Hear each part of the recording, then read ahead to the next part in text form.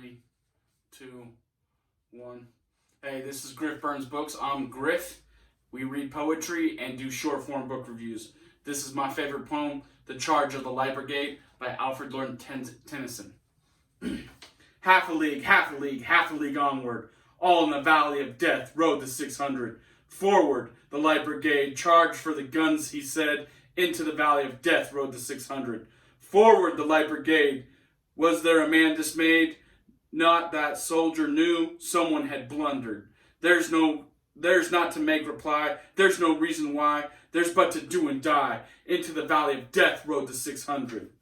Cannon to the right of them, cannon to the left of them, cannon in front of them, volleyed and thundered. Stormed at with shot and shell. Boldly they rode and well. Into the jaws of death, into the mouth of hell, rode the 600. Flashed the sabers bare, flashed as they turned in air, sabering the gunners there, charging an army while all the world wondered. Plunged into the battery smoke, right through the line they broke. Cossack and Russian reeled from the saber smoke, shattered and sundered. Then they rode back, but not the 600. Cannon to the right of them, cannon to the left of them, cannon behind them, volleyed and thundered. Stormed at with shot and shell, while horse and hero fell. They who had fought so well came through the jaws of death, back from the mouth of hell. All that was left of them, left of 600. When can their glory fade? Oh, the wild charge they made. All the world wondered. Honor the charge they made. Honored the Light Brigade. Noble 600. And that is Charge of the Light Brigade.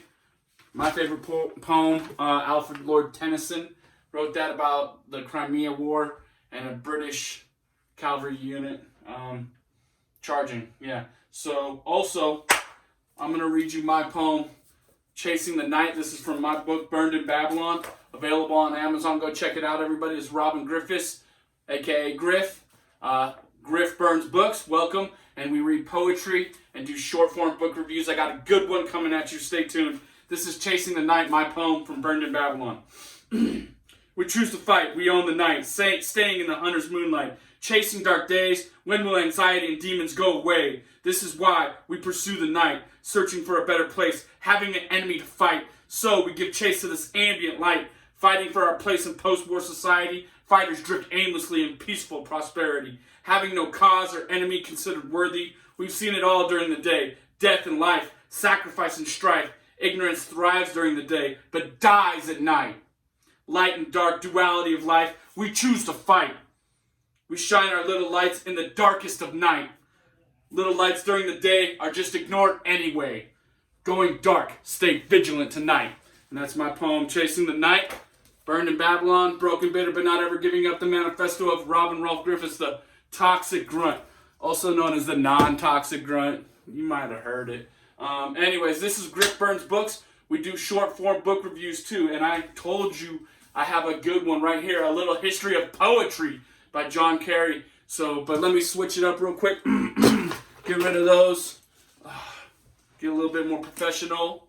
You know what I'm saying? So we can be taken serious now. Okay, so great book right here for me to review to all you guys. Carey, A Little History of Poetry. The title's what got me. Carey is a prized literature critic. He went to school in Oxford, St. John's College. He teaches there now as well, I believe, in some literature stuff. He wrote a few other books. This one, it caught my attention because it's a history of poetry. So without any further ado, I'm going to review this book for you. And so this book is comprehensive and robust when you're talking about English literature and Western canon, right? The critics, so just right off the bat, have criticized Carey in this book for being too British, too Anglo-Saxon, too Western in a history of poetry. But if you'll notice the title, it says A Little History of Poetry. He's not claiming to have the comprehensive history of literature and language in this book, which is robust. There's a massive index section in it. There's about 300 pages roughly of really good content, where he goes through and just names a ton of Western writers and poets and playwrights and gives you some really cool information about it. So it's a really great book if you're into Western literature, you like Shakespeare, you want to know more about people like Shakespeare, check this book out. It's super heavy on the English literature scene in the post-Renaissance leading up to the Romantics movement is what John has classified it as. So really good book like that. It does leave a lot out as far as non-Western literature and poetry. So that just being said, it's a great book. Pick it up. It's available on Amazon. There are, let's see, 40 chapters in the book. So you can see here there's 40 chapters in the book. And so it has a lot of just really good information, a lot of good history of poetry. And it starts right at the beginning. It starts with the Greeks. It starts with Homer and the Epic of Gilgamesh, and then moves on to Latin classics and Anglo-Saxon poetry, which is where I highlighted it. Talking about Beowulf here. Let me just quote from the book here. Let's see. And yeah, so he talks about Grendel and Grendel's mother and Beowulf in Anglo-Saxon poetry in this first section, right? And so he starts at the beginning, and much like the other book that I've done of a history book, The Radicalism of the American Revolution, John doesn't expect you to understand all the dates off the bat. So he gives you the person's name, and then right in parentheses right next to it, he'll tell you their birth date and their death date. But with Beowulf, there's not really a date, and he does a good job of explaining that context as well. I thought something else was interesting here, and this is just from the very beginning of the book, page 3. In 539 BC, the Persians conquered Babylonia and freed the Jewish captives, returned to Jewish. It seems then they were set about amalgamating their legends into a sacred book, the Torah, consisting of the 5 books of what is now called the Old Testament. But the flood that destroys mankind in the book of Genesis and the snake that tricks even in Eve may derive from the snake in Gilgamesh. So he's talking about the Epic of Gilgamesh and how it might have parallels in the Bible here. Interesting. And so, but that's right in the beginning of the book. And it's really interesting to talk about those subjects in a historical context and have some kind of literature support, and that's what this book does. Like I said, it does a good job of describing Beowulf, and it moves on pretty much from there. You get some Virgil talk and the Latins, but about at that he just dives right into the British and the European poets. Okay, this one's pretty good. This is from page 29, and the term poet, maudet, meaning a cursed poet, and applied to poets who rebel against society's norms. And so that's kind of a definition, an early definition of a poet, was someone who rebelled against society's norms, which I kind of, I'm going to absolutely love that. There's another definition of poetry I want to get to here. It is on page 113, and so Carey jumps right into the English. He gets into like lyrical ballads and how religious music and religious culture impacted poetry quite a bit. But here on page 113, he's talking about William Wordsworth, and I can show you guys an example of this right here. So William Wordsworth, and then the date, right? So it's really good stuff right here. Laid out very well. Even I can understand it and follow along. So there you go. But William's definition of poetry is the spontaneous overflow or powerful feelings. And then he also defines it as the real language of men. And so that was interesting. And I do have some notes here as well. So I'm going to check out my notes real quick because I wrote some stuff down. Questions I actually want to ask all of you. And so leave me a comment and let me know what your definition of poetry is. My definition of poetry is a little bit different than William Wordsworth. I think that poetry is anything that uses language or lexicon to deliver a story, right? So not just a message. A message can be delivered, received, and destroyed. Poetry should never be destroyed. And I know here at Griff Burns Books, that might sound crazy because the title of my YouTube channel is Griff Burns Books, but it's a red herring, folks. I don't burn any actual books. You can see I still have lots of books up here. I haven't burned Mr. Carey's book. It's an amazing read. But yeah, see, I don't actually burn books. I take notes on them and make videos about them. But my definition of poetry is anything that uses language and lexicon to deliver a story, okay? So not just a message, but a story. And that's how I define poetry. Going back, talking about communal poetry, and, you know, this is just a great book when you want to know about English literature. Like, you could really teach like a English 101 class, college class, based off this book. You might need to add some other stuff in there for, you know, grammar and all that, blah, blah, blah, blah. But that's not what poets are worried about. Poets are worried about delivering an impactful, passionate message that is probably overlaid on a story or a theme. Yeah, so that's what I think poetry is and what William Wordsworth considers poetry. And John Carey does a really good job of, you know, attributing all those quotes, which there's just a ton in this book, to the proper poets and making sure that it's easy to follow along. What else do we have here? So he does do some adding of other sources and other cultures. It's not just English and heavy, you know, Western literature stuff. There is other sources he uses here. One of them is a Japanese poem. I'm going to look for it for you guys real quick. It's at the end of the book, and so he has that in here. Oh my gosh. I know it's right here, so hold on, folks. Technical difficulties as I flip through Mr. Carey's book here. Okay, this is the Poets and Politics section.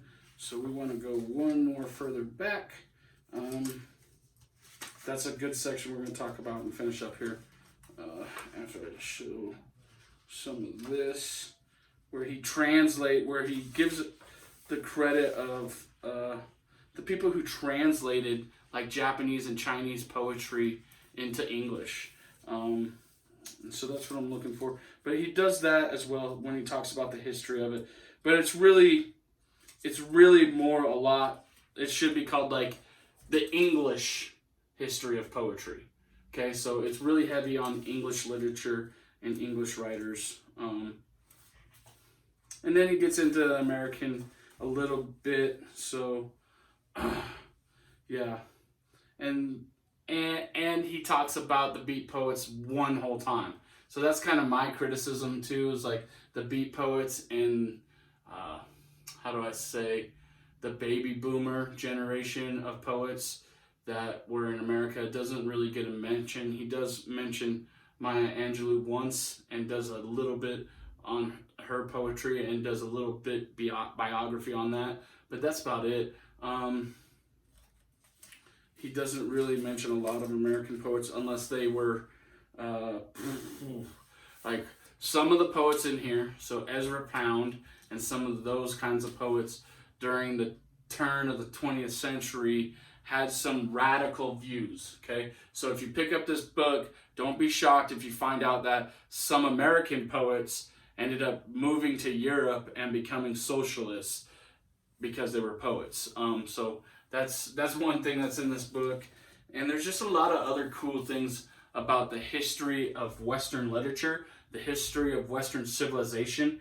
But it's not a comprehensive history book. Even though it does take us from the Epic of Gilgamesh to World War I, it doesn't do that in a comprehensive way, not even close. For like a history book on Western civilization, it'd have to be about 10 times the size of this. But it does do a good job of giving us what the written lexicon of English society and civilization is. When I'm talking English, I'm talking about the language English, but also, because it is English, a lot of English poets up in here. So it's a really great book. I enjoyed reading it. You know, it has a lot of history in it, so it's entertaining on that aspect. It's not super entertaining other for that. Like if you're into fantasy or science fiction, this isn't going to be your cup of tea. It's much more of a history book with snippets about this poem or that poem. It does give good biographies of a lot of these eccentric characters in English literature that had different views and different opinions about all kinds of really amazing stuff. And so it's like reality TV before it was reality TV, you know what I'm saying? But he ties it in with the Epic of Gilgamesh and Beowulf and earlier literature, and then also kind of like almost getting to the baby boomers and contemporaries and modern and postmodern stuff that's out there now. But so it is a little history of poetry by John Carey. It is an amazing book. Go check it out, read it, learn. There's no way I could do a full review of this book without taking like a lot of time, like an hour. So just know that this is it's a robust history book about English literature. So all the famous ones are in here. But yeah, go check it out. John Carey, we burned your book, sir. Amazing read. Next, what do we got? We got Aaron James in Assholes. Yeah, that's right, a theory. So I've read this book a long time ago. So I am going to review this book next. It's not going to take nearly as long as A Little History of Poetry. It's not nearly as robust as that. It's kind of an easier read. So stay tuned for Griff Burns Books, where I'm going to burn Assholes, a theory by Aaron James. Besides that, everybody go read, write poetry, publish poetry, buy poetry, support people who do poetry. Yeah, and besides that, just be good to each other and love everybody and spread the love and all that stuff like that. Check out all my YouTube videos where I've burned, you know, a couple of these books. Final Spin, Fight Club, you know what I'm saying? I've burned some pretty cool books. Also, please go buy my book, Burned in Babylon, Broken, Bitter, But Not Ever Giving Up, the manifesto of Robin Rolfe Griffiths, The Toxic Grunt. And thank you for all the support. It's not just poetry in here. Also, I've got pictures. So, like, if you guys can't read, it's cool. I know a lot of people told me, like, hey, you need to put it on audiobook. And maybe one day I will have a book on audiobook. Probably not this one. And some other stuff that's audio that I might be working out with some poetry involved in it. So stay tuned for that. Follow me on Instagram. It's Griff, the non-toxic grunt on Instagram. And I read poetry every Saturday morning. But like I said, go check out my book, Burned in Babylon, please. And check it out. Look, see, there's pictures in here, guys. So you don't even have to read. You can just look at the pictures of me in Iraq. They're not all just pictures of me in Iraq, though. This is a picture of me in Texas getting pinned with an enemy marksmanship badge. What's up? Yeah. That's the comment on the Marine Corps doing it, too. This is a picture of a real poor picture of me in Haiti. That didn't come out as great as I wanted, but I was doing a mission trip down there with my church. But yeah, go check it out. Burned in Babylon. That's my book. Thanks so much for the support. And go check out John Carey's book, A Little History of Poetry. I'm Griff. This is Griff Burns Books. Later.